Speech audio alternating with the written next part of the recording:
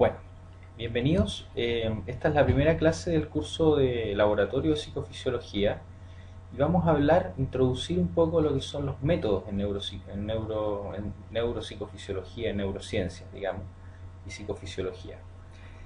Hoy día vamos a profundizar fundamentalmente en la metodología, en los métodos electrofisiológicos y fundamentalmente en el EEG, digamos, ¿ya? En el electroencefalograma, ya que, como les contaba en la clase, digamos, y les mostraba este aparatito, ese aparatito es un electrodo de encefalografía. Entonces, para que podamos utilizar ese aparatito, vamos a profundizar un poco más en este tema.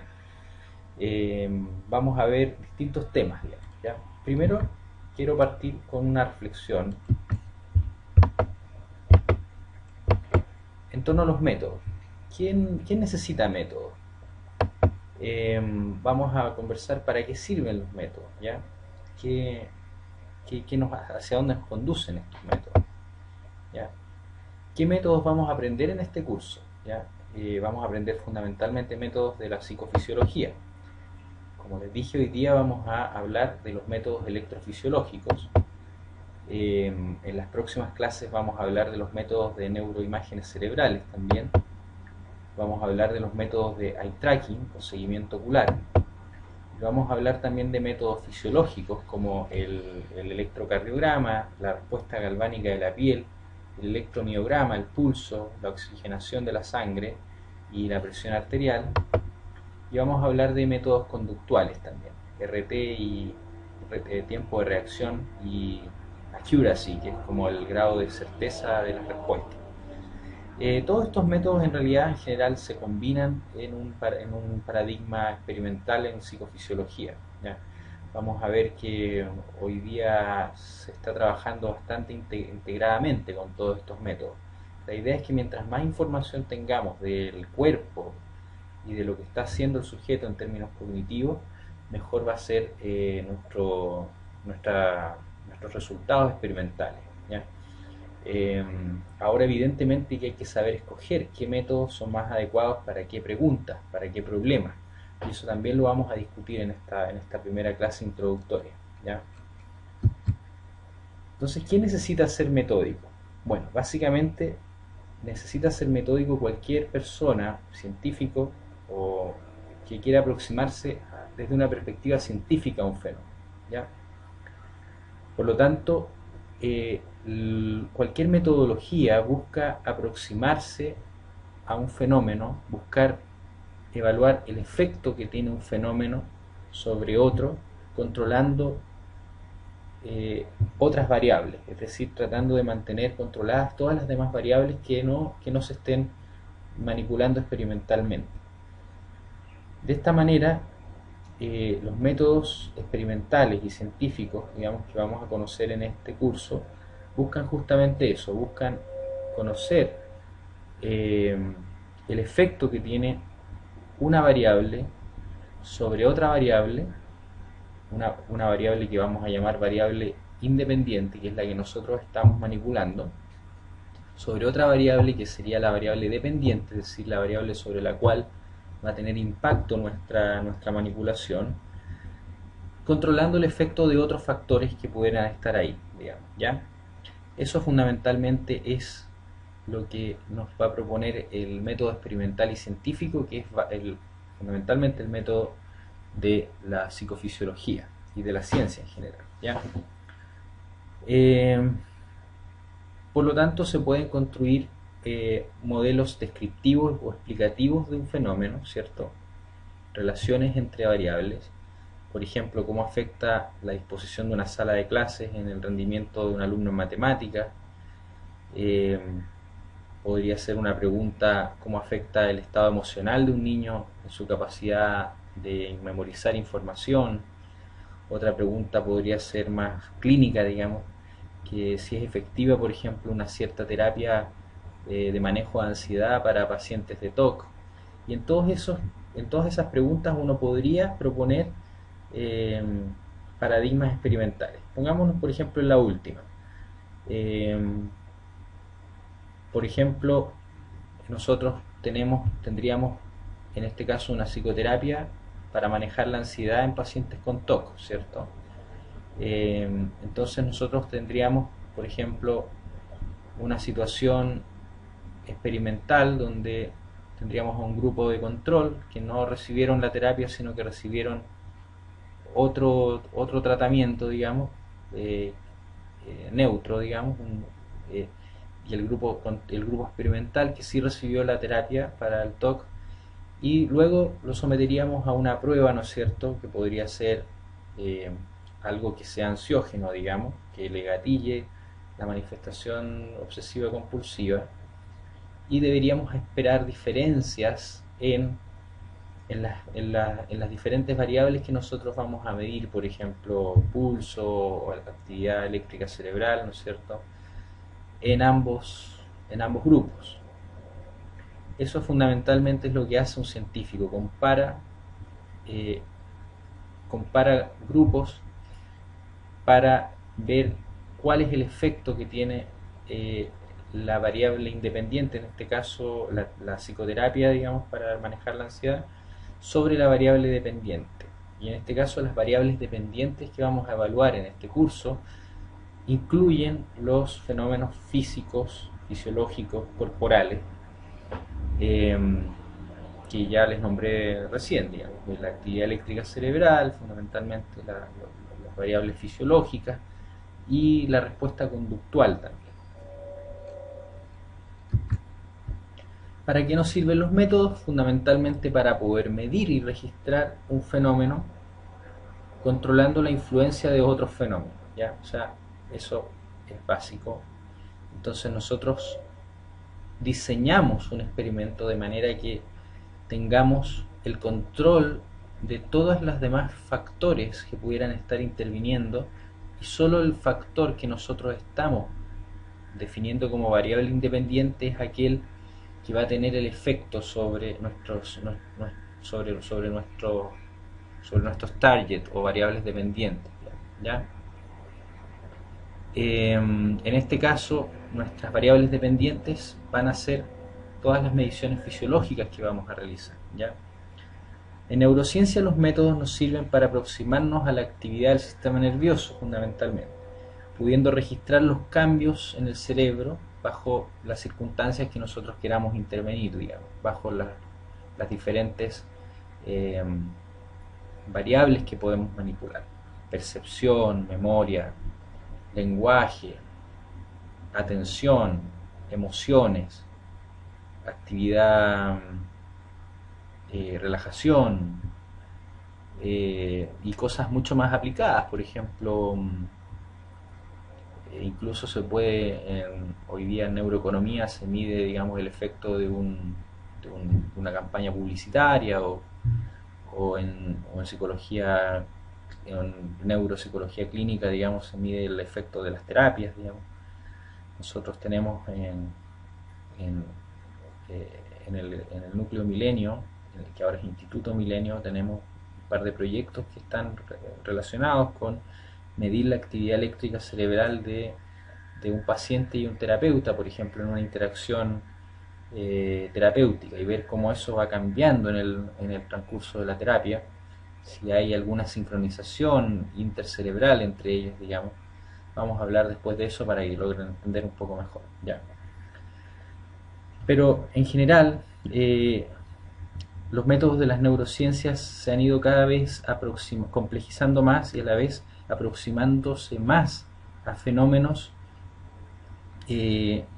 mucho más desde lo muy básico, desde donde surgen, desde fenómenos muy básicos, digamos, como la percepción, la atención, la memoria, hacia fenómenos más complejos que ya tienen una utilidad directa en el ámbito del vivir humano, digamos, ¿ya?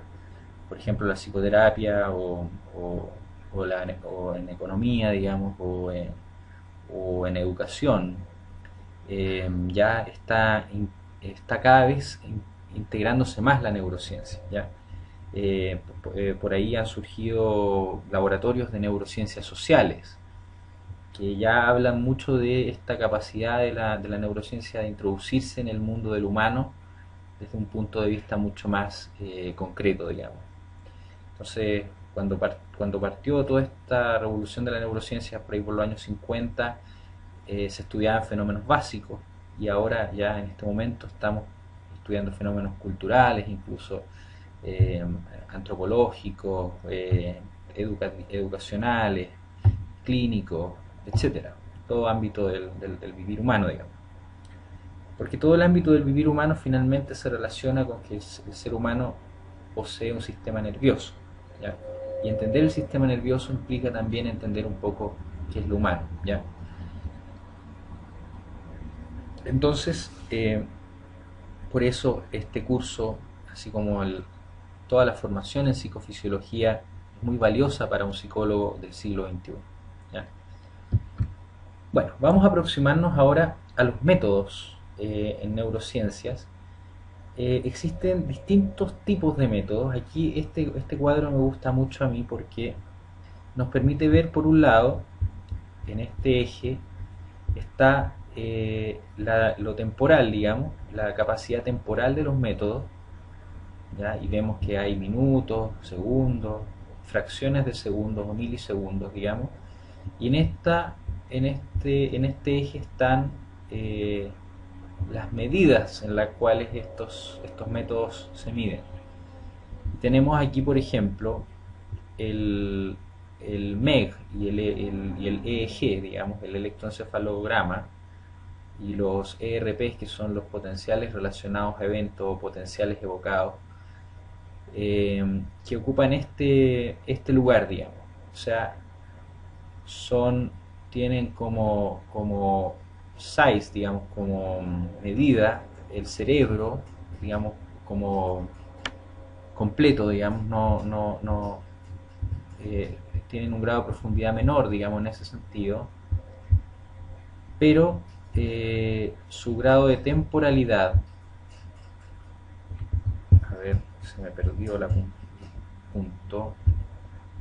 Ay. Ahí está. La temporalidad es muy buena, digamos. Estos métodos en términos temporales son muy buenos porque nos dan una resolución temporal en los milisegundos. ¿Qué significa eso? Que estos métodos nos dan la información online de lo que el sujeto le está sucediendo en términos de cada momento, digamos.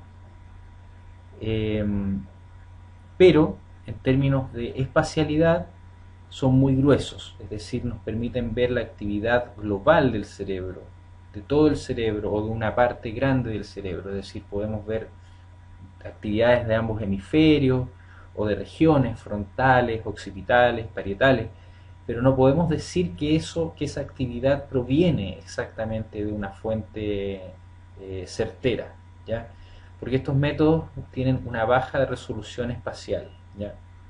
O sea, ven el funcionamiento global del cerebro. Entonces nos van a servir para preguntas de tipo temporal, o sea, ¿cuándo ocurre esto? ¿Qué dinámica tiene esto, digamos, en términos cerebrales globales?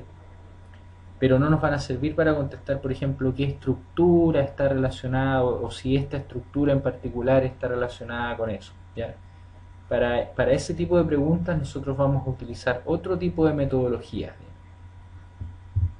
¿Cuál es la otra metodología que disponemos en psicofisiología? Es esta, la resonancia magnética funcional. Y la resonancia magnética funcional es una metodología un poquito más cara, digamos, ¿ya? Porque el resonador magnético es un aparato, es un tremendo tambor así que gira y aumenta la fuerza de gravedad al interior de él, entonces alinea las partículas fundamentalmente del agua que fluye en la sangre, digamos, o de la hemoglobina, digamos, que es una partícula, una molécula, digamos, de los glóbulos rojos. Y con eso permite ver estructuras espaciales mucho mejores, digamos. La resonancia magnética permitía hacer escáner, digamos, del cerebro, y cuando surgió la resonancia magnética funcional se pudo escanear, digamos, el cerebro cuando el sujeto estaba haciendo alguna tarea o alguna cosa. ¿Qué es lo que pasaba? Efectivamente, esta técnica nos da una excelente resolución eh, espacial, pero temporalmente es más pobre, digamos. Está en el orden de los segundos, es decir, el sujeto hace algo, los procesos cognitivos ocurren muy rápidamente. Más o menos, háganse una idea de que cada proceso cognitivo, la percepción, por ejemplo, de un objeto, ocurre alrededor de los 200 milisegundos. El ponerle atención o la contradicción, si es que algo es contradictorio, más o menos eso ocurre a los 300 milisegundos. El cierre semántico, es decir, cuando podemos reconocer al objeto y darle un nombre o asignarle una categoría, eso ocurre más o menos a los 400, entre los 400 y los 500 milisegundos. ¿Ya? O sea, antes de un segundo, casi en la mitad de un segundo, ya está todo el proceso cognitivo de una percepción, está resuelto. Entonces, para eso, nosotros utilizamos más bien el EEG, que vamos a ver, esa metodología la vamos a profundizar enseguida. Pero, por ejemplo, si nosotros tenemos otra pregunta, si, por ejemplo, un área específica está relacionada, por ejemplo, eh, se ha hablado mucho de la amígdala, ¿no es cierto? Ahora se está hablando de la avénula, que es otra estructura que está cerca de la amígdala, digamos, una estructura del mesencéfalo, del diencéfalo, perdón, o de la base del telencéfalo, eh, que también está relacionada con las emociones. Entonces, si nosotros queremos estudiar la función de la avénula en las emociones, por ejemplo, y cuál relación tiene con las amígdalas, esa pregunta no la podemos responder con EEG, porque el EEG nos da una respuesta más global del cerebro. Vamos a ver después por qué. ¿Ya? Nos da una respuesta más, la respuesta eléctrica de la superficie del cerebro. O sea, es como la suma de todo, ¿ya? De toda la actividad del cerebro, pero más bien lo que más se escucha en el EEG es la actividad superficial, es decir, la actividad de la neocorteza fundamentalmente. Pero tampoco sabemos de dónde viene, o sea, no podemos decir esto viene de este punto. Por lo tanto, para ese tipo de preguntas, que cuál es la función de la vénula, por ejemplo, o la función de la amígdala, o cuál es la relación entre ambos, entre ambas estructuras en la toma de decisión emocional, por ejemplo, vamos a requerir otros métodos. Y para ello puede ser útil la resonancia magnética funcional. Si es que no queremos romper el cerebro, por supuesto, porque evidentemente estamos pensando que vamos a estudiar a sujetos vivos y, y, y haciendo los procesos cognitivos en el momento, digamos. Es decir, estudiar el proceso online, digamos. Por eso, para ello, para responder ese tipo de preguntas, para responder preguntas relacionadas con el dónde, nosotros utilizamos más bien la resonancia magnética funcional. El PET, que es una tecnología más ya está pasando a la historia, digamos, tiene más o menos la misma resolución temporal de la fMRI, pero es peor en términos temporales, ¿ya? Entonces el PET, y además el PET tiene otra contra bien importante, que tiene que ver con que hay que inyectar una sustancia, un marcador que es una sustancia radioactiva a la sangre, digamos. Hay que inyectarle al sujeto esa sustancia, y lo que hace el PET es captar digamos, la radioactividad de esa sustancia una vez que ya está fluyendo en el cerebro. Entonces, evidentemente, es mucho más invasiva la técnica, ¿ya? Estas dos técnicas, las técnicas electroencefalográficas, el magnetoencefalógrafo y el electroencefalógrafo, y la resonancia magnética funcional, son no invasivas, digamos. Al sujeto no se le da ninguna sustancia, nada, sino que simplemente en este caso son electrodos superficiales, y en este otro caso el sujeto tiene que meterse digamos, adentro de una cosa grande que gira, digamos, y da vueltas y genera genera una aceleración del campo gravitacional. Después, en este mismo circuito de técnicas tenemos esta técnica que se llama la TMS, o estimulación transcraneal monitorizada.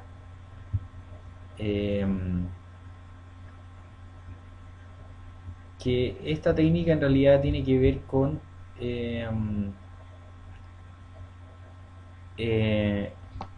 es un tipo de estimulación, es decir, uno le bombardea el cerebro con un campo electromagnético y ve lo que le ocurre al cerebro cuando se estimulan ciertas estructuras. Y esta técnica tiene una buena resolución tanto temporal como espacial, parecida a la del EEG en realidad. No llega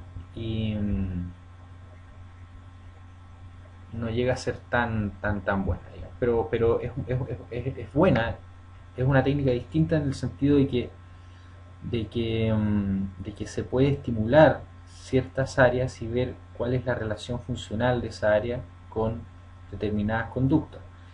Y de hecho, hoy por hoy se hacen hartas investigaciones con TMS, y es una técnica que va, digamos, va subiendo su nivel de investigación por ejemplo, en la Armada, o sea, en la Army de Estados Unidos. Hay un grupo que está investigando, por ejemplo, en cómo volver a un a un a una persona que comanda estos aviones que son teledirigidos, digamos, en un experto. Para volverse experto en eso requiere mucho tiempo. Entonces se escanean, digamos, las áreas cerebrales que más se activan cuando el experto está tomando una decisión de bombardear, por ejemplo, un target, digamos, un objetivo. Eh,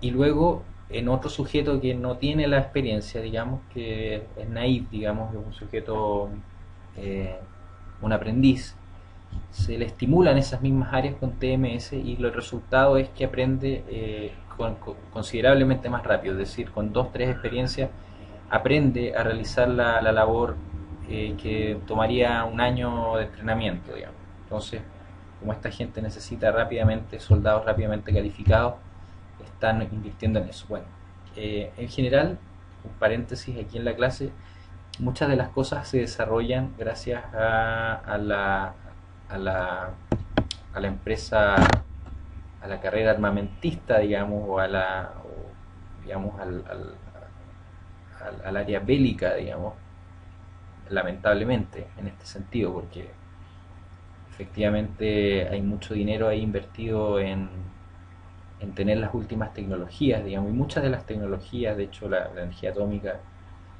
la energía nuclear, digamos, es uno de los ejemplos más claros, se desarrollan en esto. En este caso también las neurociencias hoy día tienen fuertes aportes de, desde la carrera armamentista, digamos, desde la carrera bélica, digamos.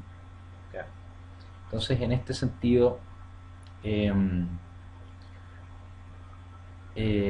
la TMS se ha desarrollado bastante en laboratorios de la Armada, digamos. ¿Ya?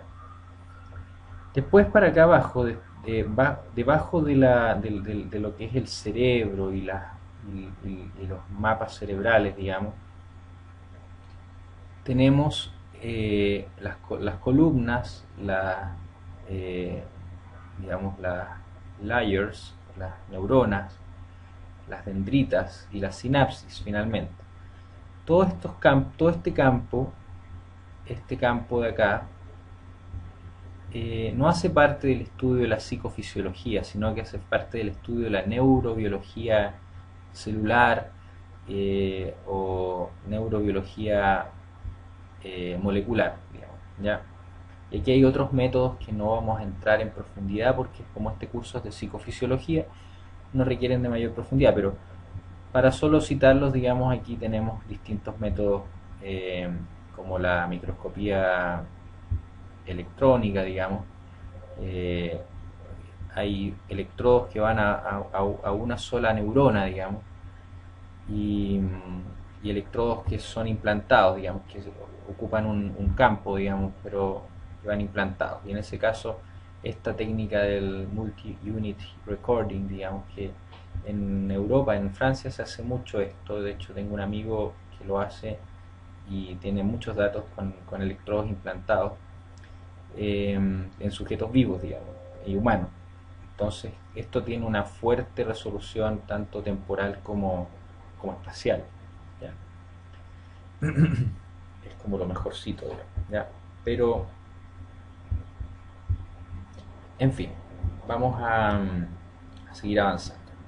Entonces, lo que me interesa que les quede claro de esta lámina es lo siguiente, que existen técnicas que tienen una mejor resolución temporal y una más baja resolución espacial, y otras que tienen una mejor resolución espacial y una más baja o pobre resolución temporal.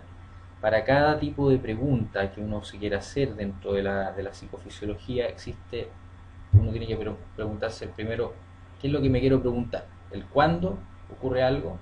¿O de qué forma ocurre? ¿O el proceso de ocurrencia? ¿O más bien, dónde ocurre? Entonces, en función de esa pregunta, voy a decidir qué método voy a ocupar, qué método va a ser más funcional. Para las preguntas del dónde ocurre, es más funcional el fMRI, o Functional Magneto Resonance Imagery. Para las preguntas del dónde, del cuándo ocurre, o del cómo es el proceso de ocurrencia, es mejor los métodos electrofisiológicos, que es lo que vamos a ver a continuación. ¿Ya? Bien.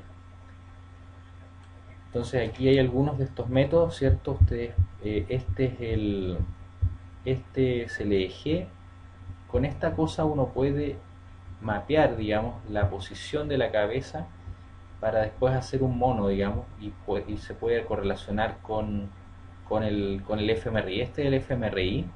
¿Ya? Este es el MEG, el magnetoencefalograma. Ustedes ven que es un tremendo tarro también, pero solo va la cabeza adentro.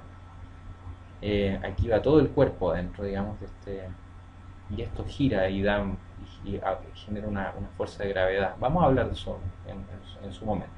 Y esta es la TMS, que es la estimulación transcraniana. ¿Ya? Bueno, hoy día vamos a hablar acerca de la electroencefalografía. Aquí es el fundamental método que vamos a ocupar en el curso. El resto de los métodos solo los vamos a conocer teóricamente, digamos, pero este método lo vamos a ocupar. ¿Ya? Entonces, pongan harta atención. Algunos de los antecedentes del EEG, bueno, vamos a hablar un poco de la historia. En el 1770, Luigi Galvani, que todo esto fue uno de los primeros que trabajó con electricidad, por eso las pilas se llaman galvánicas y todo eso, digamos, publica sus primeros hallazgos de electricidad animal intrínseca. La electricidad fue descubierta en las patas, en las patas de las ranas, digamos, los músculos. Los músculos, cuando la rana moría, seguían emitiendo movimiento, digamos, y ahí estos gallos empezaron digamos, a ponerle ciertos electrodos, ¿cierto? Y medir la diferencia eléctrica en la pata de la rana. Después viene Émile Dubois-Reymond, que en su libro titulado Investigaciones en electricidad animal, en el segundo tomo tiene una descripción de los potenciales del músculo sobre la piel, que es la base de la electromiografía clínica hoy día, ¿ya? Después, bueno, Richard Caton, que es el primero en describir la actividad eléctrica en el cerebro, ¿ya? Richard Caton tuvo la influencia de Eduard Hitzig y Gustav Theodor Fritsch, quienes habían demostrado la evidencia de respuestas motoras locales luego de la estimulación eléctrica en varias áreas de cerebros de los perros. O sea, básicamente estos gallos le metían electrodos en el cerebro a los perros y veían cómo eso repercutía, fundamentalmente cuando le achuntaron a la corteza motora primaria, ¿ya? Después de la circunvolución postcentral. O sea, la circunvolución postcentral, fundamentalmente ahí ponían los electrodos y eso hacía que el perro moviera las patas, digamos, ¿ya? Em, y Danilevsky también estudió, hizo estudios galvométricos en perros, y Adolf Beck, que también estudió los potenciales evocados visuales en la corteza de perro. O sea, este ya se metió más hacia la corteza occipital, empezó a meterles electrodos en la corteza occipital y vio que cuando los perros veían cosas, digamos, o estos electrodos empezaban a disparar potenciales, fundamentalmente en la banda gamma, o sea, en la banda alfa, perdón. Ya, vamos a ver después eso. Bueno, pero no fue hasta 1924 donde Hans Berger hizo un primer estudio con electrodos superpuestos sobre el cuero cabelludo, ¿ya? Y vio que habían oscilaciones en el cerebro, y ahí descubrió la actividad alfa. Alfa significa que es la primera letra del abecedario, digamos. Por eso fue el primer patrón, o la primera, digamos, oscilación que fue descubierta. Por eso le llamó alfa, o sea, por eso se llama alfa. Después la segunda fue la beta, la tercera fue la, eh, la delta, después la teta y después finalmente la gamma, ¿ya? Vamos a ver un poco eso más adelante, ¿ya? Bueno, biopotenciales. Existen múltiples tipos de biopotenciales. Vamos a proponer esta tabla de que aquí tenemos ciertos tipos de biopotenciales, por ejemplo, el electrocardiograma, cuya amplitud va entre los 0,1 y 1 milivolt, ¿ya? Tiene un ancho de banda. El ancho de banda es la frecuencia de las ondas, ¿ya? Para que entendamos un poco esto, la amplitud y el ancho de banda, voy a volver un poco acá a esta lámina. La amplitud es la magnitud en la que la onda oscila, digamos, que es desde acá hasta acá, digamos, más o menos, ¿cierto? En este caso, desde acá hasta acá, o desde acá hasta acá, ¿cierto? Esa es la amplitud, ¿ya? Y el ancho de banda es la cantidad de ciclos por, o sea, la frecuencia de los ciclos.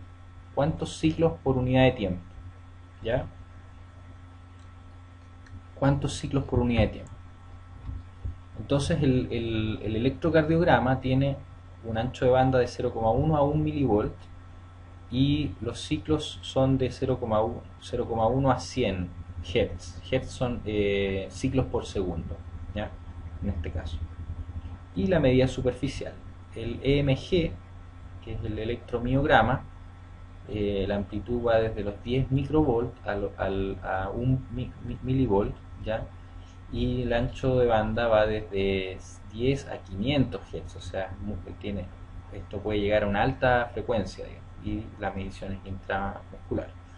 El eje, que es el que nos interesa en este caso, va desde los 10 a los 100 microvolt, o sea, la amplitud es muy pequeñita, hay que amplificarla para poder verla. Es como si nosotros nos ponemos a ver esto sin un amplificador, no vamos a ver nada, digamos. Hay que ponerle un micrófono bien fuerte, digamos, para poder verla, ¿ya?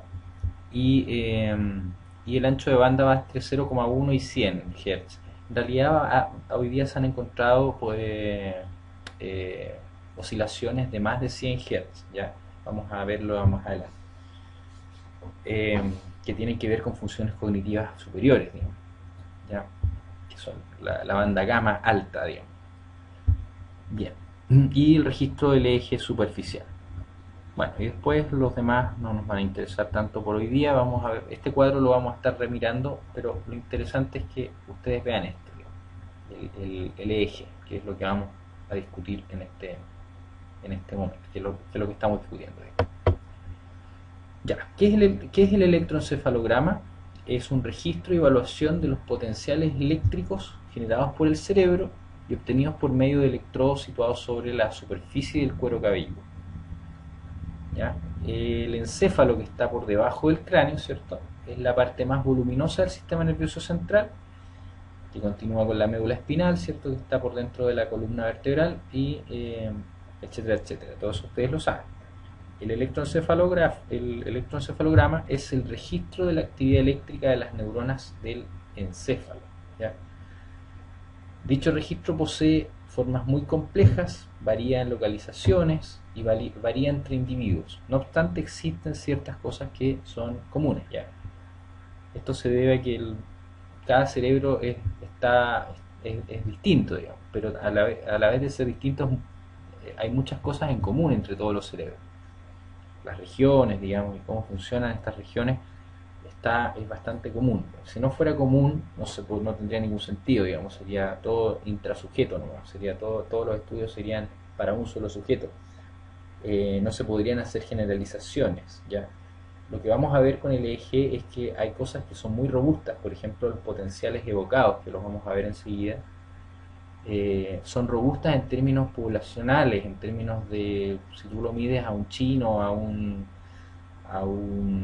europeo o a un latinoamericano, los potenciales evocados son estables en todas las culturas, no varían culturalmente, o sea, son muy constantes, digamos. Entonces eso nos permite hacer conjeturas que son bastante universales, digamos, ¿ya?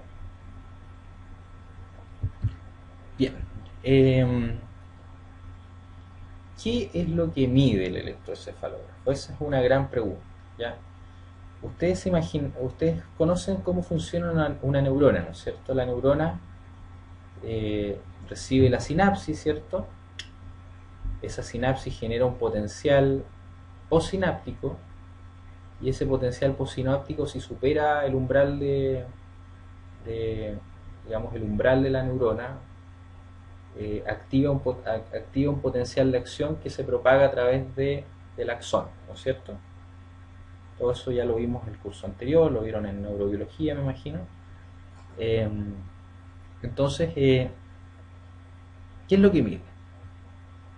¿Qué significa lo que mide también?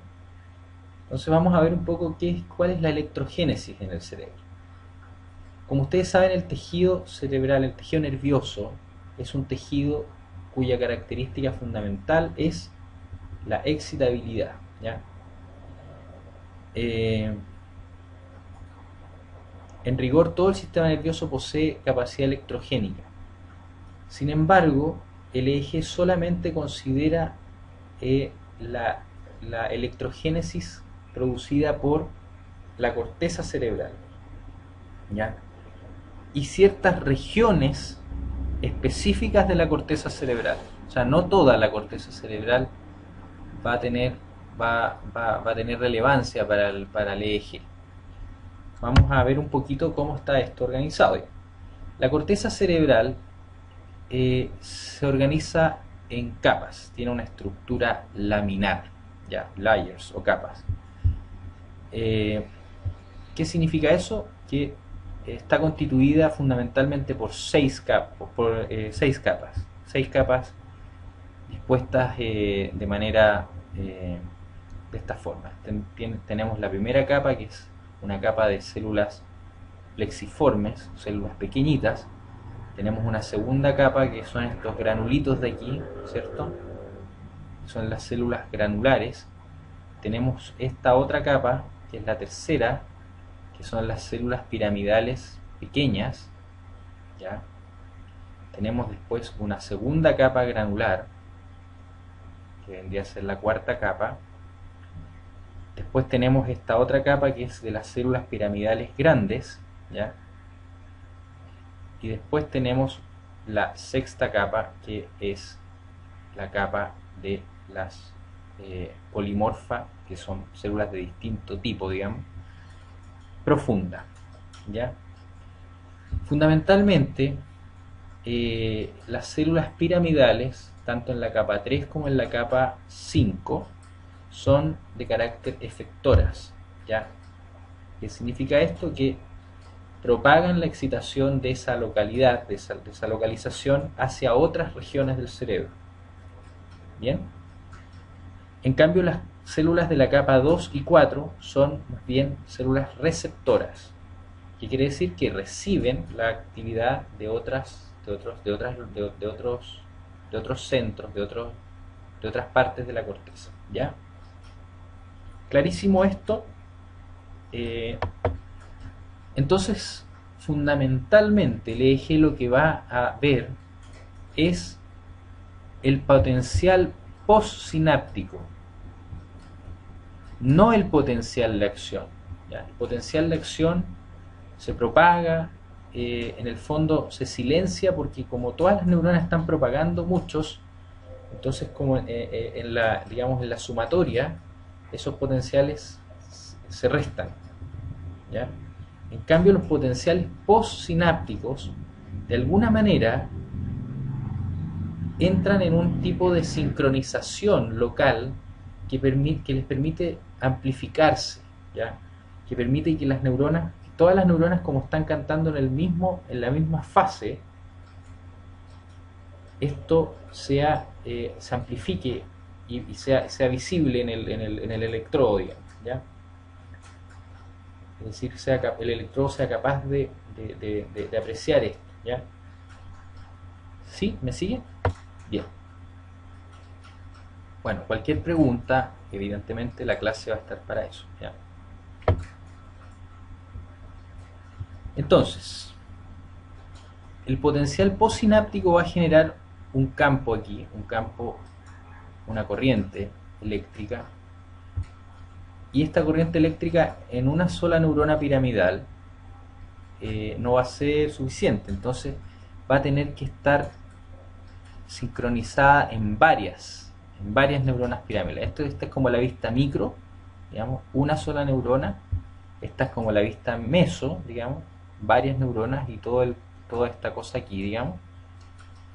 Y esta es la vista macro, digamos. Esto es lo que este sería el electrodo puesto sobre el cuero cabelludo, y la activación de ese electrodo estaría dependiendo de que esto esté ocurriendo aquí abajo, ¿ya? Ustedes se preguntan qué pasa, porque la corteza hace como unas vueltas, unas invaginaciones, ¿cierto? ¿Qué pasa con la actividad de estas? No se sabe.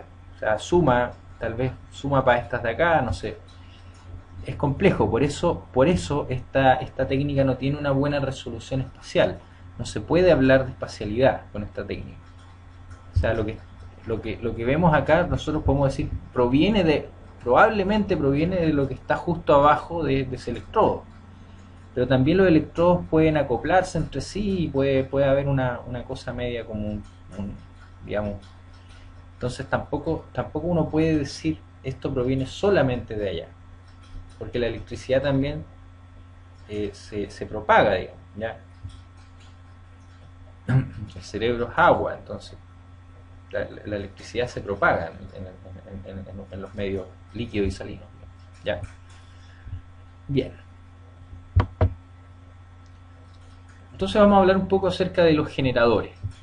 Por lo menos hay 3 generadores de la actividad eléctrica a nivel cortical. Un primer generador está situado a unas 500 micras de la superficie cortical y está producido por la despolarización de las dendritas apicales. ¿Cuáles son las dendritas apicales? Vendrían a ser estas de acá, de las células piramidales. Su actividad produce ondas negativas en la superficie de la corteza, ¿ya? No tiene relación con la descarga de potenciales de acción de la célula, ¿ya? Acuérdense, los potenciales de acción no tienen relación con este generador.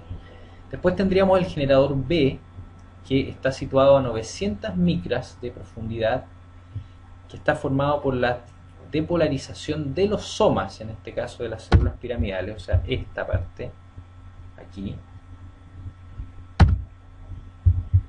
y produce ondas positivas en la superficie cortical. O sea, ahí está, el dipolo eléctrico está entre las dendritas apicales y el soma. Ahí se genera un dipolo negativo arriba y positivo abajo, ¿ya? Y su actividad coincide con la aparición de potenciales de acción en las células. O sea, esa actividad sí podría decirse que está es coincidente, ¿ya? Y el generador 6, que está situado también a 900 micras, pero su actividad determina ondas negativas en la superficie cortical y es el resultado de la hiperpolarización de la célula, o sea, el resultado de, del- de la- del resu- del- de lo que ocurre después del potencial de acción, ¿ya?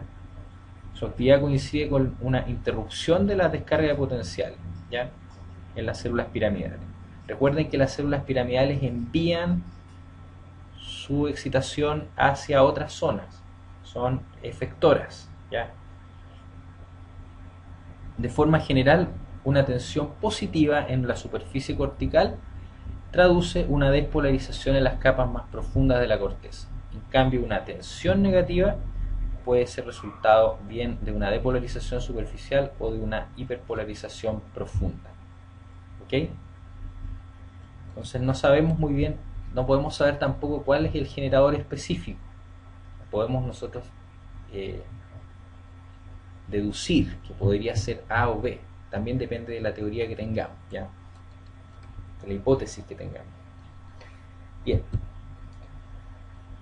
Habíamos hablado de la sincronización de la actividad celular, ¿cierto? Para que una señal se vea, es decir, para que tenga una amplitud suficiente, las señales corticales deben, se debe a la actividad de muchos miles de neuronas, ¿ya? No solo una neurona piramidal, sino que son miles de neuronas piramidales.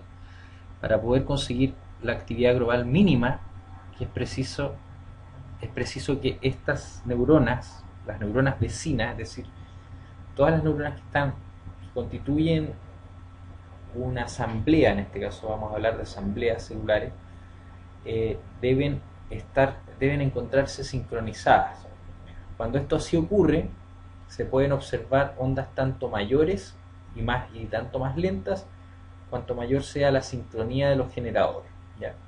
O sea, si vemos una actividad delta, que es una onda muy con mucha amplitud, con una amplitud, la mayor amplitud, digamos, que vamos a observar en el cerebro y la menor frecuencia, eso significa que todas esas neuronas están cantando en la misma fase, digamos.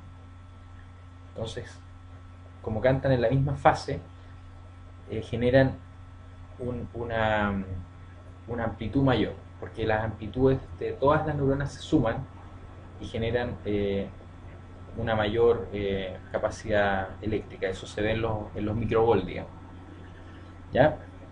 Y la sincronización se encuentra bajo el control de estructuras subcorticales, en este caso fundamentalmente los núcleos talámicos, ¿ya? Que son como los marcapasos sincronizadores de la actividad rítmica cortical. Por el contrario, otras regiones caudales como el hipotálamo y la porción rostral del bulbo constituyen estructuras desincronizadoras, ¿ya? El hipocampo también se ha visto que hay un coupling, ¿cómo se dice eso? Un acoplamiento, digamos, entre el hipocampo y algunas regiones temporales en las funciones de la memoria también. O sea, hay distintas estructuras subcorticales que actúan o modulan acoplamientos entre las distintas fases de la sincronicidad de las ondas, de las oscilaciones de los generadores. En este caso, cada neurona vendría a ser un generador, ¿ya? Ok, sigamos avanzando. Para captar la señal, ¿cierto? Necesitamos electrodos. ¿Qué es un electrodo? Básicamente un electrodo es una, una superficie, ¿cierto? Que actúa como un dipolo, ¿ya? Eh, Existen electrodos superficiales, o sea, vendría a ser como el cátodo y el ánodo, ¿cierto? ¿Se acuerdan de...? Bueno, si no, lo podemos explicar después en la clase.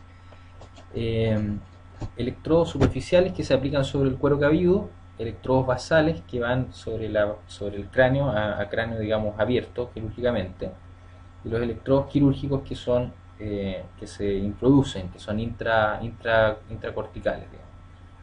Eso en general, cuando una persona sufre de epilepsia, se le introducen algunos de esos electrodos y eso esos sujetos son espectaculares candidatos para hacer estudios de psicofisiología y neurociencia, digamos, porque evidentemente tienen un electrodo implantado para un mal, digamos, pero en el fondo se puede trabajar con ellos y ver qué es lo que pasa en esa región específica, en términos temporales y espaciales en este caso, ¿ya?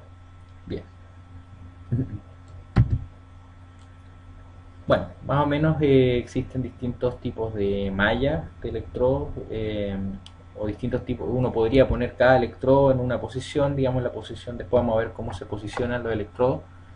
Eh, pero hoy por hoy existen estas mallas, digamos, que ya vienen con las posiciones de los electrodos bien precisamente delimitadas, y lo único que uno tiene que hacer en este caso es medir, digamos, digamos la posición del vértex en relación al nación y al ion, digamos. Vamos a ver eso enseguida. Entonces los electrodos están incluidos en una especie de malla, ¿cierto? Existen cascos de diferentes tamaños según la talla del sujeto, ¿cierto? En general se sujetan con alguna banda. Eh, bueno, eso más o menos. Ya ustedes aquí lo pueden ver. ¿Cómo se disponen los electrodos? Existen sistemas de posicionamiento de los electrodos, ¿cierto? El más conocido es el Sistema Internacional 1020, que es el más utilizado en la actualidad. O sea, ustedes cualquier paper que vamos a revisar un montón de papers de esto, acuérdense que esta clase les va a servir para que puedan entender después los papers y ver qué es lo que significa un electrodo. La idea es que les quede claro eso, ya para que cuando revisemos papers ustedes ya sepan eso. Paréntesis. Para situar los electrodos según el sistema se parte primero midiendo desde nación, como les decía, nación es un huesito que está aquí en la frente, a inión, que es un huesito que está acá atrás, que es un hueso que sobresale. Cuando uno mueve la cabeza hacia atrás, ustedes se pueden tocar, le sobresale una puntita ahí, ¿cierto? Ese es el inión. Desde ahí hasta ahí se mide, ¿cierto? Y se define justo al medio el punto que es el vértex, o CZ también, que es el electrodo que va en el vértex, ¿ya? De ahí se calcula el 10% desde nación y se posiciona el primer electrodo frontal, que es el FP, o frontal postpolar, ¿cierto? Y el O, que es el occipital, ¿ya? Ahí estarían las posiciones de los electrodos vistos desde arriba, digamos, ¿ya?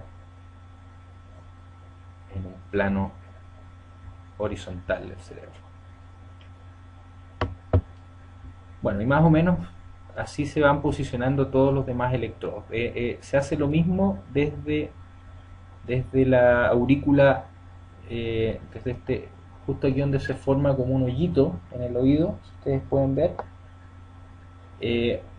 Se mide y se pasa por el vértex también, y generalmente las mallas vienen con uno hace esa medición, nada más define el vértex desde las aurículas y desde el nación y inión, digamos,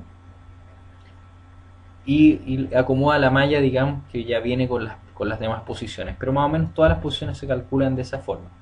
De todas maneras, aquí en la clase yo les agregué algunas diapositivas de las demás posiciones, digamos, cómo se van situando. No las vamos a revisar en este momento porque es una lata, pero si quieren verlo, no hay problema. Ya. Vamos a caer en los montajes de un eje.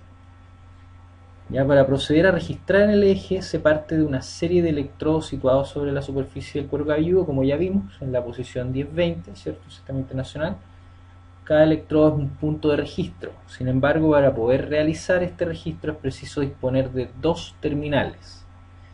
Por esto habrá que seleccionar cuáles de los electrodos deben ser la fuente de señal registrada en el electroencefalógrafo, dependiendo del número de canales disponibles y del propósito del registro a realizar. ¿Ya? En este aspecto, la primera decisión que se deberá tomar es seleccionar si vamos a hacer un registro monopolar, donde cada electrodo es un registro, o un registro bipolar donde se hacen pares de electrodos, ¿ya? En el registro monopolar o referenciales se toma la señal de cada uno de los electrodos independientemente de la de los demás. En esta situación, el electrodo de registro se llama electrodo activo y el segundo cable de entrada al equipo se toma como un electrodo llamado referencia. Algo así como lo que está acá, ¿ya? Es decir, este sería el electrodo de referencia. Teóricamente este electrodo debe estar situado a potencial cero, o sea, el de referencia, ¿cierto? O sea, este define el nivel del mar, digamos, ¿ya? Aunque esto en la práctica real nunca hay seguridad de que este electrodo referencial sea cero. Por esto se emplean referencias aproximadas, como son el uso de electrodos en el lóbulo de la oreja, por ejemplo, como en el aparato que tenemos nosotros en el laboratorio, tiene un electrodo que va al lóbulo de la oreja, y ese lo usa como referencia. Ese sí está en cero, digamos, ¿ya? O en el mentón o en los mastoides. Los mastoides son estos de acá, ¿ya? En general, lo que nosotros hacemos en el laboratorio es referenciar mastoides, ¿ya? Bueno, sigamos. Y los registros bipolares se toman parejas de electrodos, como les decía, 2 a 2, y se registran las diferencias de tensión entre cada par, ¿ya? Los dos electrodos de cada pareja son activos, ¿ya? Es decir, este es el activo A y el activo B, y como les decía, se toma una diferencia entre tensión de ambos. En este caso es 3, ¿cierto? Si este es 5 y este es 2, la diferencia es 3, es un vector, ¿ya? Bien, de acuerdo con lo anterior, es posible realizar un número enorme de registros bipolares, ¿cierto? O sea, básicamente se pueden combinar de todas las formas posibles, y si tenemos un número alto de electrodos, vamos a tener muchas combinatorias, ¿ya? Por supuesto, este número de combinaciones, ¿cierto?, es grande y no rendirá frutos si es que no sabemos cuál es el interés de hacer eso, ¿ya? Por esta razón es preciso seleccionar de entre todas las posibles combinaciones las más interesantes, ¿ya? Cada una de las combinaciones seleccionadas se les llama montaje. Se utilizan montajes de larga distancia cuando se registran electrodos no contiguos, es decir, no vecinos, no al lado, y por el contrario, montajes de distancias cortas cuando se hacen registros entre electrodos vecinos. Por otra parte, los montajes también han sido clasificados por la Federación de Electroencefalografía, ¿ya?, en términos de longitudinales y transversales. Los montajes longitudinales se registra la actividad de pares de electrodos dispuestos en sentido antero-posterior, es decir, antero-posterior, y en los montajes y de una mitad del cráneo, digamos, y los montajes transversales se realizan registros entre pares de electrodos dispuestos transversalmente según planos sagitales, es decir, aquí y acá, transversales, ¿ya? Anterior, medio, posterior, ¿ya? Vamos a ver ahora mismo. Estos serían los longitudinales bipolares y estos serían los transversales bipolares, ¿ya? Si se fijan, exactamente lo que les acabo de decir. Bueno, algunos equipos de electroencefalografía comercial ya tienen todo esto programado, digamos, como ustedes van a ver, lo que nosotros tenemos en el laboratorio viene más o menos ya dispuesto para llegar y utilizarlo. El modo de recolección unipolar, por ejemplo, aquí tenemos, ¿cierto?, algunos de estos electrodos, y aquí está el amplificador, ¿cierto?, y esta es la señal cruda que nosotros vamos a ver en cada uno de los electrodos. En este caso nosotros vamos a ver solo este electrodo, que es el electrodo frontal, el FP, ¿ya? El FP1 en este caso, ¿ya? Frontal polar. Y bueno, el modo de recolección bipolar, tenemos aquí pares de electrodos, si se fijan, el FP2 con el F8, ¿ya? Bien, las ondas del eje. ¿Cómo vamos a poder observar estas ondas del eje? Las ondas del eje poseen ciertas amplitudes que van desde como les decía, de los 10 microvoltios hasta los 100 microvoltios en la superficie del cuero cabelludo, y sus frecuencias que van desde 0,5 Hz a 100 Hz. Hertz, como les decía recién, eran ciclos por unidad de tiempo, ciclos por segundo. Dependen del grado de actividad de la corteza, o sea, cada tipo de onda va a tener que ver con un tipo de actividad, ¿ya? Por ejemplo, en el sueño vamos a ver que hay distintos tipos de ondas, ¿ya? Pero en vigilia también, frente a ciertas circunstancias, esos ciclos cambian, ¿ya? Frente a ciertas tareas, vamos a verlo enseguida, ¿ya? La mayoría de las veces no poseen ninguna forma determinada, ¿cierto? O sea, la forma es más o menos, por ejemplo, acá tenemos, cuando este sujeto está con los ojos cerrados, se dispara una onda alfa, que fue la que vio Hans Berger en el comienzo de la electroencefalografía. Cuando abre los ojos, esa onda alfa desaparece y aparece una actividad beta, ¿ya? Vuelve a cerrar los ojos y vuelve a aparecer la actividad alfa, ¿ya? Bueno, algunas de las ondas del EEG, vamos a ver que los ritmos normales suelen estar clasificados como alfa, beta, teta y delta, y recientemente, o sea, no tan recientemente, pero igual hace unos pocos años, 10, 15 años, se empezó a estudiar la banda gamma, es decir, las ondas que iban por sobre los 25 Hz. De ahí para arriba, digamos, se puede hablar de gamma, ¿ya? Vamos a ver que gamma es bien interesante desde el punto de vista cognitivo, ¿ya? Las ondas alfa, que poseen frecuencia entre 8 y 13 Hz, ¿cierto? Se registran en sujetos normales despiertos sin ninguna actividad o con los ojos cerrados. Cuando uno está relajado en general, empieza en esta onda. Las ondas beta, que probablemente son las que ustedes están emitiendo frente a ver esta clase, ¿cierto? Que poseen una frecuencia entre 14 y 30 Hz, pueden llegar a los 50, pero se registran fundamentalmente en las regiones parietal y frontal, ¿ya? Se dividen en dos tipos fundamentales, beta 1 y beta 2. Beta 1 es baja, ¿cierto? Y beta 2, y que se compone, aparecen cuando se activa intensamente el sistema nervioso central, cuando el sujeto está bajo tensión, ¿ya? Las ondas teta poseen frecuencias entre 4 y 7 Hz y se presentan en la infancia, aunque también pueden presentarse en adultos en diferentes circunstancias. Están bien relacionadas con los procesos de memoria, de aprendizaje, y en el sueño también, el sueño REM, ¿ya? Las ondas delta, que poseen frecuencias entre 3,5 Hz más o menos, y se presentan durante el sueño profundo, en la infancia y en enfermedades orgánicas graves. Y recientemente se ha descrito la banda gamma, como les decía, que va entre los 22 y los 40 Hz y está relacionada con procesos sensoriales, perceptuales, atencionales, con la conciencia, ¿ya? Con la conciencia de algo, con la conciencia de un objeto. Bien.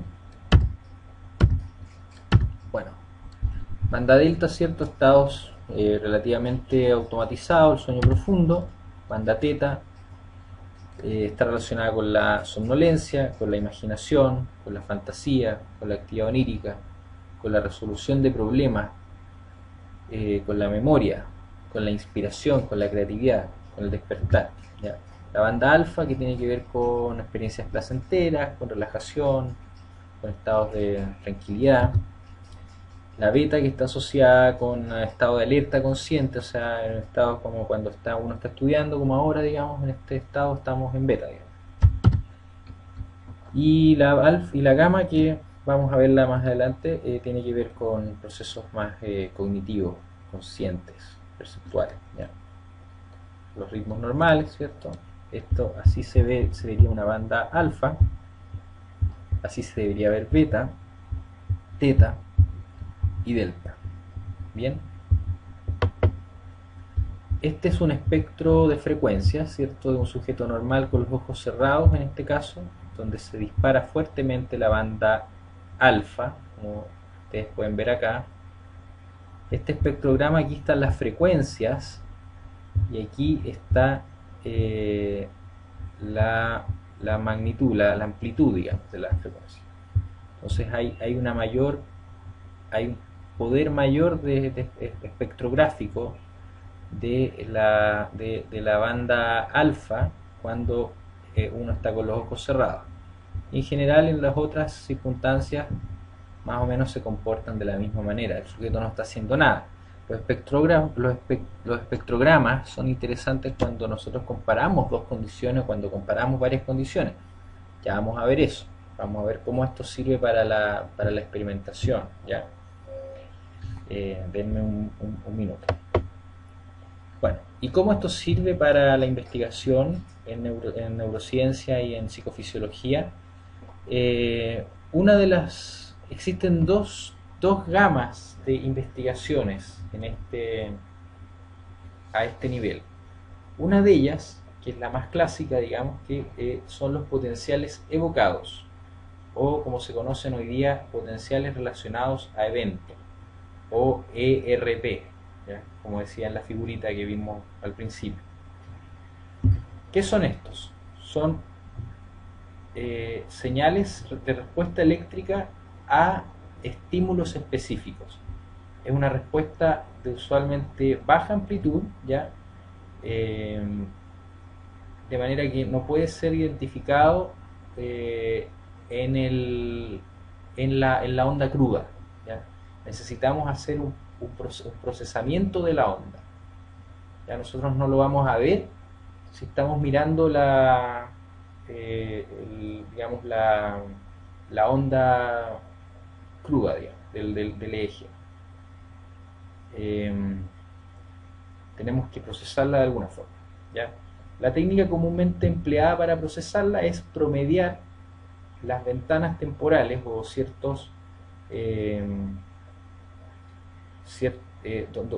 donde repetimos el estímulo varias veces. Por eso es necesario que el estímulo sea repetido varias veces, por lo menos unas cientos de veces, digamos, unas 100 veces por sujeto, y si lo hacemos en varios sujetos mejor todavía porque aumentamos, de manera de reducir,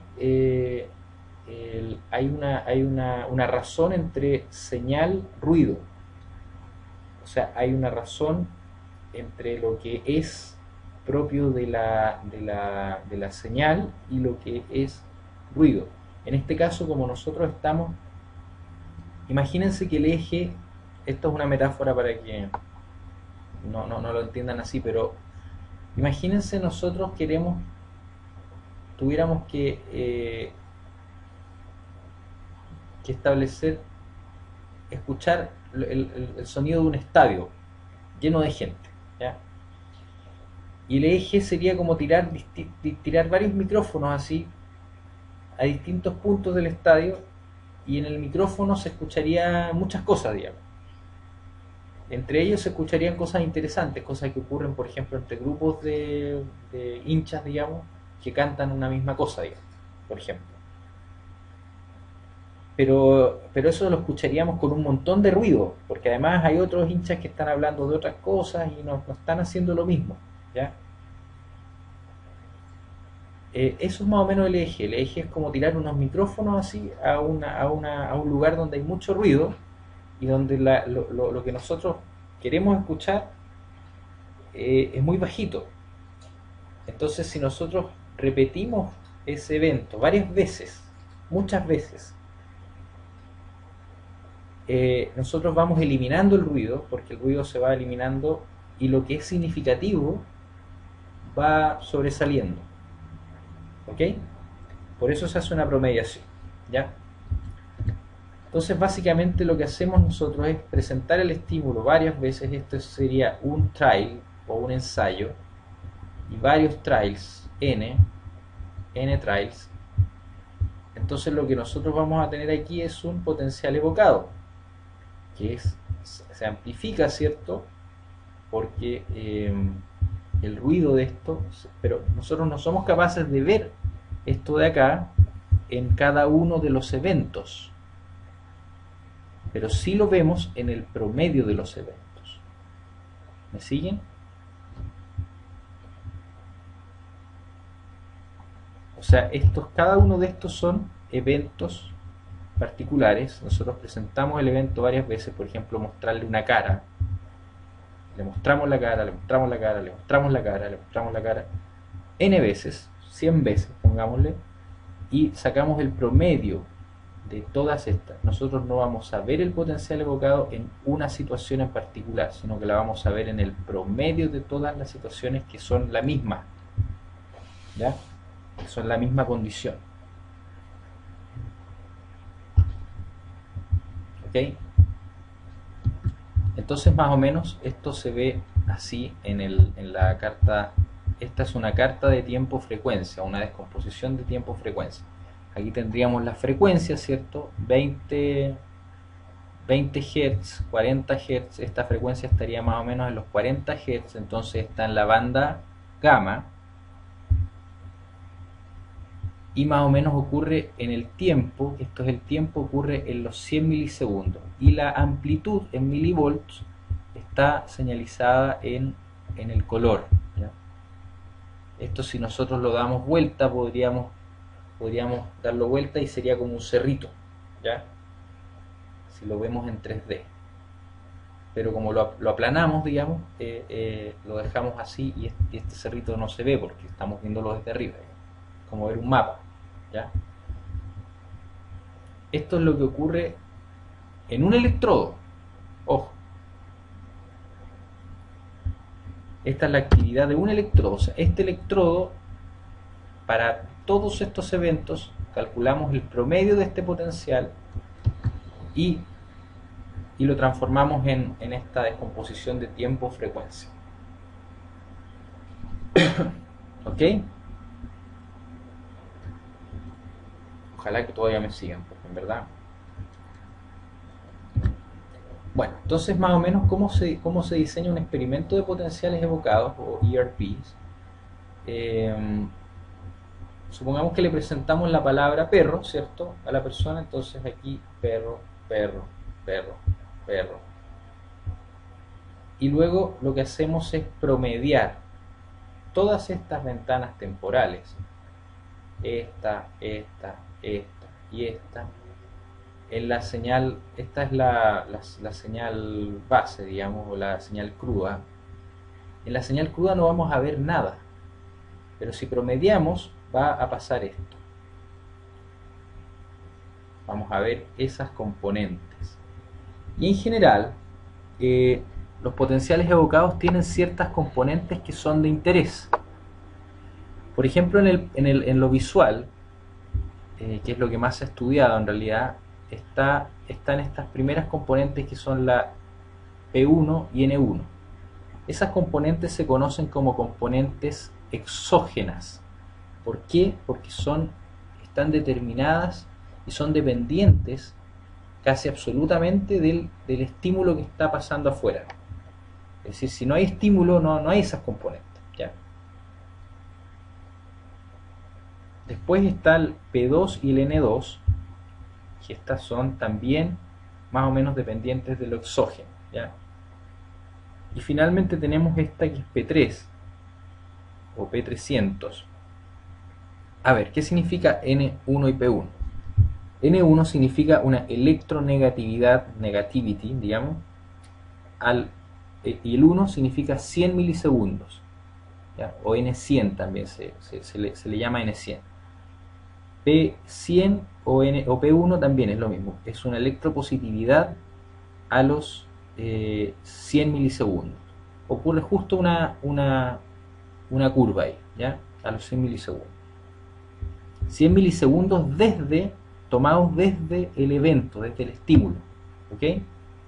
Yo presento el estímulo, empiezo a correr el tiempo, a los 100 milisegundos me va a aparecer el P1 y el N1. Positividad a los 100, negatividad a los 100. Esto de aquí. Esto está al revés si ustedes se fijan, ¿eh? porque los fisiólogos no sé por qué diablos, pero ahora se grafican normales, pero en el tiempo antiguo, digamos, los fisiólogos dieron vuelta a este eje, que generalmente los negativos van abajo y los positivos van arriba. En este caso los negativos van arriba y los positivos van abajo. Muy raro, ¿no es cierto? Hay que preguntarse por qué pasó eso. En realidad es una buena pregunta. Ya. Y bueno, y después lo mismo, esto en los 200 milisegundos hay otra onda positiva y negativa, ¿cierto? Y en en los 300 milisegundos estaría esta onda que es el P300, que aquí está más o menos a los 400 porque está retrasado, pero esto generalmente se da un poquito más acá, a los 300, ¿ya? Bueno, vamos a ver algunos ejemplos. Ya, aquí vamos a ver un ejemplo de un experimento donde la línea de base es un punto de fijación, ¿cierto? La condición 1 es congruencia semántica y la condición 2 es incongruencia semántica. Aquí lo que vamos a ver es una electronegatividad a los 400 milisegundos, que se conoce como el N400, ¿ya? Vamos a ver cómo se modula este N400 cuando existe una respuesta que es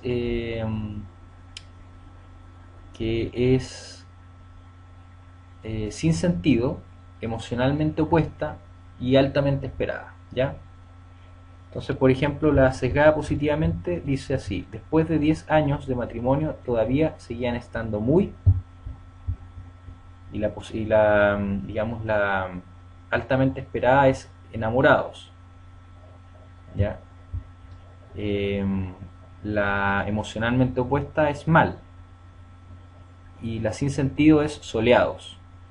O sea, después de 10 años de matrimonio todavía seguían estando muy soleados, y ahí se marca fuertemente esta onda a los 400 milisegundos, esta electronegatividad, ¿ya? En relación a lo esperado, fíjense acá, solo la línea púrpura más clara, digamos, la línea como rosadita, ¿ya?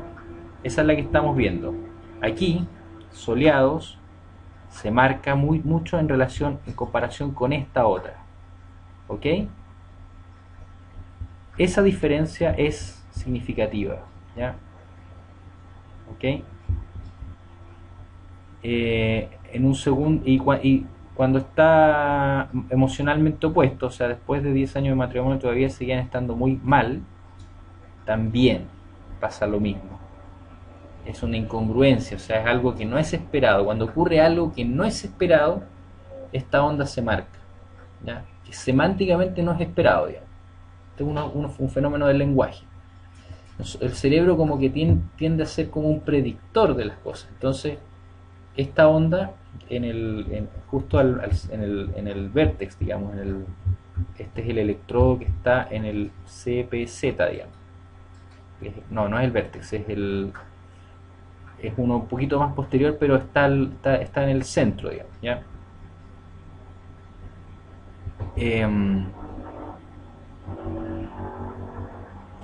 Se marca esta respuesta, ¿ya? Cuando la situación no es esperada o es sin sentido, el cerebro lo capta inmediatamente. O sea, ahí dice, ajá, aquí hay algo que no está funcionando adecuadamente. Lo mismo en el segundo caso, sesgada negativamente. En el borde del acantilado, alguien vino por detrás y le inventó, y le rescató. Es la emocionalmente opuesta, ¿cierto? Y le empujó, que es lo altamente esperado, ¿ya? Y pasa exactamente lo mismo en ambas, ¿ya? Evidentemente, cuando nosotros nos ponemos la perspectiva de estudiar el cerebro desde la perspectiva de los potenciales evocados, existe una limitación existen dos limitaciones fundamentalmente, hay dos problemas con los potenciales evocados. Un primer problema es el hecho de que hay que reproducirlos un montón de veces y a veces las situaciones no son reproducibles, ¿ya? O sea, uno tiene que producir esta situación, o sea, este tipo de incongruencia semántica la tiene que producir por lo menos unas 50 veces para ver este potencial, ¿ya? Unas 50, 100 veces. O sea, en este tipo de aceleraciones uno puede producir 50 ítems que tengan este contenido, digamos. O sea, que sean inesperados, altamente esperados, emocionalmente opuestos. Pero ¿qué pasa, por ejemplo, si uno quiere estudiar un proceso más natural o algo que ocurre en una sola circunstancia, que tiene una sola ocurrencia? ¿Qué es lo que pasa ahí?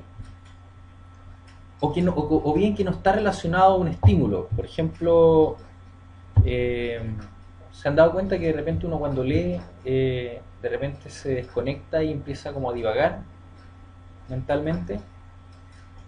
Bueno, eso no está asociado a un estímulo, eso también es del interés de muchos investigadores hoy día. O por ejemplo un pensamiento o algo que surge espontáneamente o cualquier cosa que no esté relacionada a un estímulo. ¿Qué hacemos en ese caso? Existen otros métodos, ¿ya? Y se ha utilizado la actividad inducida. Es decir, de todas maneras nosotros tenemos que poder marcar alguna marca temporal, porque si no sería, imagínense buscar en una secuencia de oscilaciones algo que tenga sentido sin poner ningún marcador, digamos. Evidentemente siempre tiene que haber algún marcador temporal del comienzo de algo o bien de... Pero ¿qué es lo que pasa? Existe tanto la actividad evocada, que es esta de acá, que ya la habíamos visto, pero también hay otro tipo de actividad que se conoce como actividad inducida. Es decir, que no es directamente relacionada con el estímulo, tiene alguna relación, pero es mucho más dinámica, digamos, y por lo tanto, si yo, por ejemplo, quisiera aquí promediar esto, no resultaría nada. Básicamente sería perder el tiempo, porque si yo promedio todo esto me daría cero. Porque esta actividad se da en distintos tiempos, se da, pero es más o menos, hay una cosa que aquí tiene sentido, digamos. O sea, esta secuencia se repite en este electrodo, en este electrodo, en este electrodo, o sea, perdón, no son electrodos, este es un mismo electrodo, pero en este trial, en este ensayo, en este ensayo y en este ensayo, pero que si yo lo promedio eso, se me va a cero. Aquí, ¿ven? Aquí yo promedié todo este pedazo, y esto desapareció completamente. En el potencial evocado que veíamos delante de acá no aparece nada. ¿Por qué? Porque si lo promedio, pierdo eso, porque está en distintos tiempos, ¿ya? Pero hay una cosa que sí me permite promediar eso, que es la fase, ¿ya? Que esto está en fase, no ocurre en el mismo tiempo, pero sí está en fase. Entonces, a través de otros procedimientos como Wavelet o Fourier, digamos, yo hago un arreglo que me permite estudiar esto, y aparece ahí, ¿se fijan? Aquí aparece esta actividad, que es la actividad inducida, que tiene que ver con otros procesos, ¿ya? Cerebrales, que en general son procesos más individuales, más particulares, ¿ya? Entonces, a través de la actividad inducida yo puedo estudiar también otro tipo de procesos, ¿ya? Bueno, aquí hay un ejemplo de las cartas de tiempo-frecuencia. Por ejemplo, cuando hay una evocación de una emoción positiva, se marca mucho más el lado izquierdo del cerebro, o sea, el hemisferio izquierdo, frontal izquierdo, en la banda alfa sobre todo, ¿ya? A pesar de que en teta también, pero en alfa es mucho más sobresaliente. Si ustedes se fijan en el caso de las emociones negativas, hay una marcada más bien en alfa en el hemisferio derecho, ¿ya? Bueno, aquí tenemos otras cartas de tiempo-frecuencia. Este es un experimento que hizo mi profesor, el doctor Rodríguez, que que es uno de los experimentos más interesantes en términos de que encontró aquí una sincronía de fase para describir cuando la persona entraba cuando un percepto, como es la cara de esta, aquí ustedes pueden ver una cara, y este es el mismo estímulo dado vuelta, pero se ve como una figura deforme nada más, no entra un percepto. Y cuando entra un percepto ocurre esta fuerte actividad aquí, que esto es inducido, digamos, esto no es evocado, más o menos a los 200 milisegundos, a los 100, 180, 200 milisegundos, eh, más o menos en los 50, 60 Hz, ¿ya? Entre los 50 y 60. Y que en el caso de no percepción esto no ocurre, ¿ya? Es mucho más débil, no hay nada, digamos. Esta bolita que está acá no está acá. Entonces, en el caso de cuando esto tiene mucho que ver con la Gestalt, digamos, cuando uno distingue un objeto de un fondo, de un trasfondo, ¿ya? Cuando el cerebro distingue un objeto del trasfondo, esto ocurre de esta forma, digamos, ¿ya? Y lo que ocurre en términos de la sincronía cerebral es que aquí, justo en esta ventana donde está ocurriendo esto es esto aquí, este brillante, esto es mucho poder, digamos, el poder de la banda gamma. En el contexto de la no percepción, si ustedes ven, no ocurre nada. En el contexto de la percepción, en esta ventana temporal de los 180 más o menos a los 300 milisegundos, ocurre esta sincronía de fase entre los... O sea, no es una sincronía local, que lo que vimos recién, que aumenta la amplitud en un electrodo, sino que es una sincronía a gran escala. Es decir, el cerebro recluta a muchas áreas a la vez, de manera que construye, digamos, este percepto. ¿Ya? Ok, vamos a dejarlo hasta aquí hoy día, eh, y los espero en la clase para discutir esta, esta materia, que yo sé que no es fácil y yo sé que van a tener muchas dudas. Así que los dejo para que anoten sus dudas y las lleven a la discusión. Bien.